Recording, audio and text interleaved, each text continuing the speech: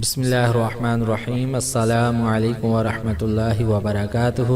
محترم سامعین و ناظرین، ہم آپ کی خدمت میں ایک گھریلو آسان آزمودہ ٹوٹکا لے کر حاضر ہوئے ہیں کہ ایسا ٹوٹکا کہ جو واقعی کم خرچ اور بالائے نشین کا حق ادا کرتا ہے کہ پیسے بھی کم خرچ ہوں اور اس سے شفا بھی حاصل ہو جائے اور مرض بھی دور بھاگ جائے۔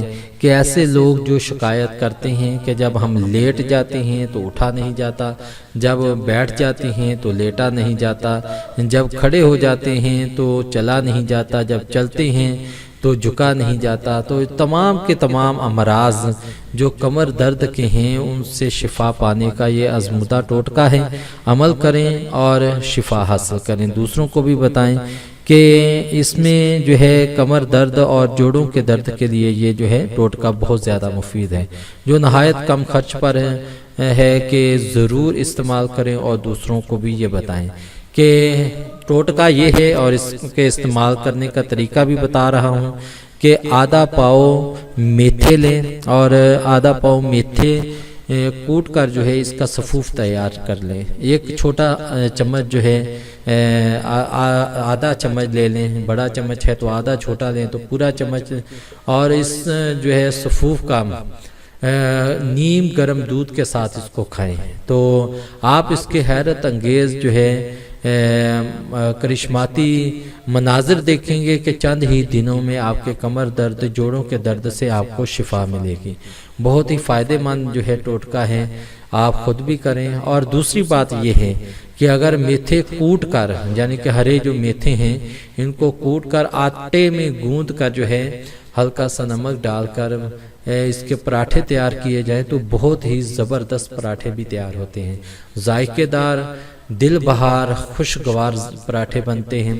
اور اگر اس کو پراٹھے نہیں بنانا چاہتے تو آٹے میں گوندھ کر جو ہے اس میں ہری مرچ کوٹ کر اور وہ بھی ملا لی جائے اور تھوڑا سا پودینہ کوٹ کر وہ ملا لیا جائے تو اس کو تندور کے اندر جو ہے اس کے روٹیاں لگوائیں تو یہ بھی بہت ذائقہ دار روٹی ہوتی ہے۔ اگر آپ اس کو چاٹی کی کھٹی لسی کے ساتھ اس روٹی کو کھائیں گے تو بہت ہی مزہ آئے گا، بہت ہی ذائقہ دار ہے۔ عمل چھوٹا سا ہے، فوائد بہت زیادہ ہیں، آسان نسخہ ہے، خود بھی فائدہ حاصل کریں اور دوسروں کو بھی اس کی ترغیب دیں۔ بہت ہی زبردست پراٹھے بھی تیار ہوتے ہیں، ذائقے دار، دل بہار، خوشگوار پراٹھے بنتے ہیں۔ اور اگر اس کو پراٹھے نہیں بنانا چاہتے تو آٹے میں گوندھ کر جو ہے اس میں ہری مرچ کوٹ کر اور وہ بھی ملا لی جائے اور تھوڑا سا پودینہ کوٹ کر وہ ملا لیا جائے تو اس کو تندور کے اندر جو ہے اس کے روٹیاں لگوائیں تو یہ بھی بہت ذائقہ دار روٹی ہوتی ہے۔